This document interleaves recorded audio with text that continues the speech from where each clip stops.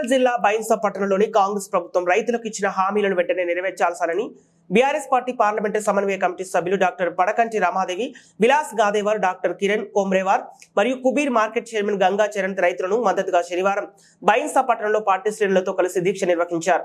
అనంతరం మాట్లాడుతూ రైతు రుణమాఫీ, రైతు భరోసా, వరి ధాన్యం పంటకు 500 రూపాయల బోనస్, వ్యవసాయ కూలీలకు 12,000, ఎండిన పంటకు ఎకరానికి 25,000 వెంటనే చెల్లించి మరియు కౌలు రైతులకు ఇచ్చిన హామీలను నెరవేర్చాలని, రైతులకు న్యాయం చేయాలని కోరారు. ప్రాజెక్టులలో నీళ్లు ఉన్న రైతుల పంటలకు నీళ్లు ఇవ్వకుండా రైతులకు ద్రోహం చేస్తున్నారని, పంటలు ఎండిపోవడంతో రైతులు ఆత్మహత్యలు చేసుకుంటున్నారని, చనిపోయిన రైతులకు నష్టపరిహారంతో పాటు వారి కుటుంబాన్ని ఆదుకోవాలన్నారు. అంతకుముందు అంబేద్కర్ విగ్రహానికి పూలమాల వేసి ఘనంగా నివాళులర్పించారు. తదుపరి కాంగ్రెస్, బీజేపీ పార్టీకి చెందిన పలువురు నాయకులు, కార్యకర్తలను బీఆర్ఎస్ పార్టీలోకి ఆహ్వానించి పార్టీ కండువా కప్పి స్వాగతం పలికి పార్టీలో చేర్చుకున్నారు. ఈ కార్యక్రమంలో పార్టీ నాయకులు, ప్రజాప్రతినిధులు, కార్యకర్తలు, పార్టీ శ్రేణులు, అభిమానులు, ముదోల్ నియోజకవర్గం రైతులు తదితరులు పాల్గొన్నారు.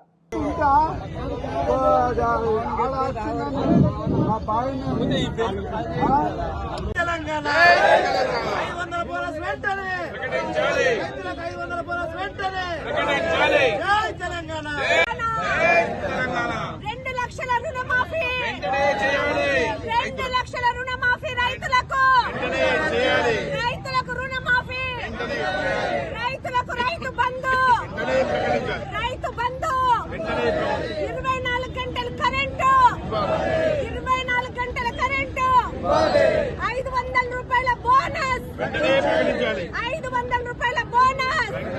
మిత్రులకు నా నమస్కారాలు తెలియజేస్తూ, ఈరోజు రాష్ట్ర వ్యాప్తంగా బీఆర్ఎస్ పార్టీ అధ్యక్షుడు, ముఖ్యమంత్రి చంద్రశేఖరరావు గారి ఆదేశాల మేరకు ముదోలు నియోజకవర్గంలోని బైన్సా మండల కేంద్రం, బైన్సా పట్టణ కేంద్రంలోని డాక్టర్ బాబాసాహెబ్ అంబేద్కర్ విగ్రహానికి సమీపాన మేము రైతు నిరసన దీక్షని ఈరోజు చేపట్టడం జరిగింది. ఈ కార్యక్రమంలో ముదోల్ నియోజకవర్గ బీఆర్ఎస్ సీనియర్ నాయకులు శ్రీ విలాస్ గాదేవారు, అదేవిధంగా డాక్టర్ కిరణ్ కోమ్రేవారు, పిఎస్సి చైర్మన్ గంగా చరణ్ గారు, అదేవిధంగా మండల అధ్యక్షులు అనిల్ గారు, దత్తు గారు, శ్యామ్ గారు అందరు కూడా ఈ కార్యక్రమంలో పాల్గొనడం జరిగింది. ముఖ్యంగా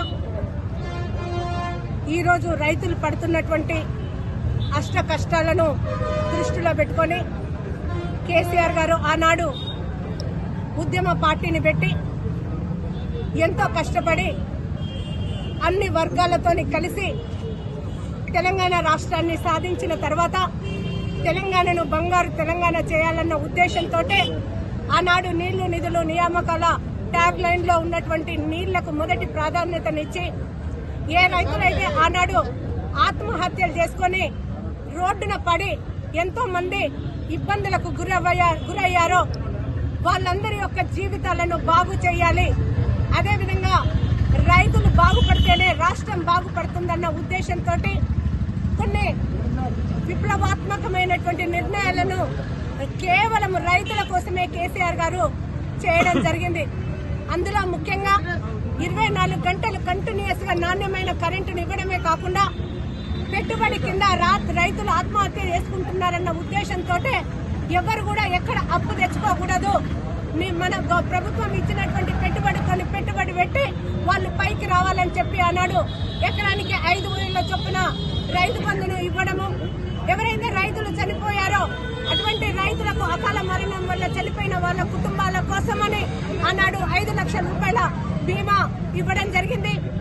ముఖ్యంగా రైతులు పండించుకున్నటువంటి పంట దళారీ చేతుల్లోకి పోకూడదన్న ఉద్దేశంతో ఆనాడు డైరెక్ట్ గా రైతుల దగ్గరికి వచ్చి ధాన్యం కొనుగోలు చేసి రైతు యొక్క ఆదాయాన్ని రెట్టింపు చేసినందువల్లనే ఇవాళ ఏ గ్రామానికి వెళ్ళినా కూడా గ్రామాలు కొత్త ఇండ్లతోని, పచ్చని చెట్లతోని ఇవాళ కలకలలాడుతున్నటువంటి సందర్భం అయింది. అలాంటిది ఈరోజు కాంగ్రెస్ పార్టీ ఇవాళ ముఖ్యమంత్రి రేవంత్ రెడ్డి గారు ఆనాడు అనేకమైనటువంటి హామీలు ఇచ్చి 6 గ్యారంటీలు అని చెప్పి 13 హామీలు అని చెప్పి దాదాపు 420 హామీలు ఇచ్చిన సంగతి మొన్ననే వాళ్ళ తెలంగాణ రాష్ట్ర పార్టీ వాళ్ళ దాన్ని మీ అందరికీ చెప్పడం జరిగింది. ఏవైతే హామీలు ఉన్నాయో దాంట్లో ముఖ్యమైన హామీ రైతుల కోసము 15,000 రూపాయల రైతు బంధు ఇస్తా అని చెప్పాడు. కేవలము 10,000 రూపాయలు వాళ్ళ రైతు బంధు కొందరికి మాత్రమే ఇవ్వడం జరిగింది. ఇవాళ మేము ఏదైతే దీక్ష చేపట్టామో మా డిమాండ్ ఇవాళ వాళ్లకు 15,000 రూపాయల రైతు బంధుని ఇవ్వాలి.